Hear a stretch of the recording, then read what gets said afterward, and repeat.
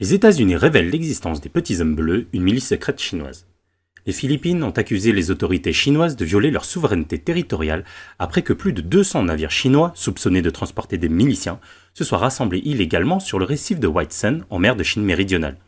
Bien que le Parti communiste chinois PCC nie ces allégations, des experts affirment que la milice chinoise existe bel et bien. Cette milice maritime chinoise secrète se fait appeler les petits hommes bleus. L'armée américaine a déclaré que cette force se trouvait régulièrement dans une zone grise et était utilisée par le PCC pour subvertir la souveraineté territoriale d'autres États et étendre son emprise sur la mer de Chine méridionale.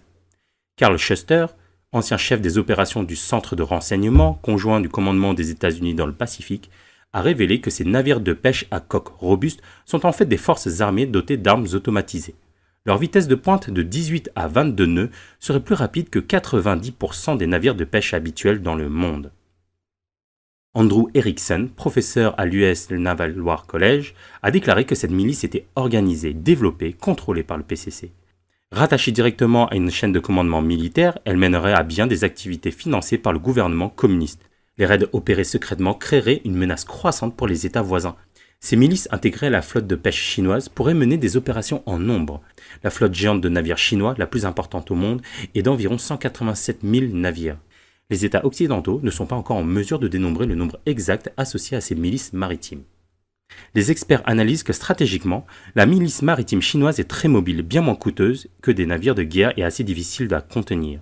En cas de conflit maritime, ils relèvent toutefois que l'usage de sous-marins et d'hélicoptères de combat suffirait pour contrer ces milices. L'armée américaine pourrait néanmoins être contrainte de faire usage des destroyers pour anéantir complètement cette flotte. Selon les experts, les États vulnérables en mer de Chine méridionale se retrouvent enlisés par la stratégie du Parti communiste chinois. S'il tentait la moindre manœuvre, le PCC pourrait affirmer que ces navires ne sont pas des navires de guerre et dénoncer un acte de guerre contre les embarcations de pêche.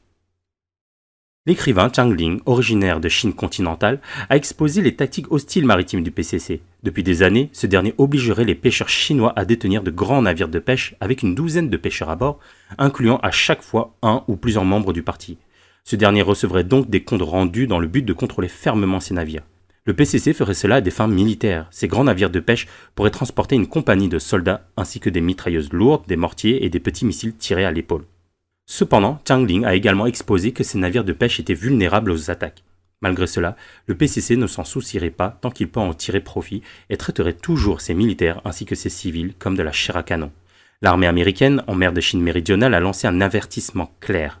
Les navires de pêche chinois ne doivent en aucun cas s'approcher des navires de guerre américains, sous peine d'être frappés sans sommation.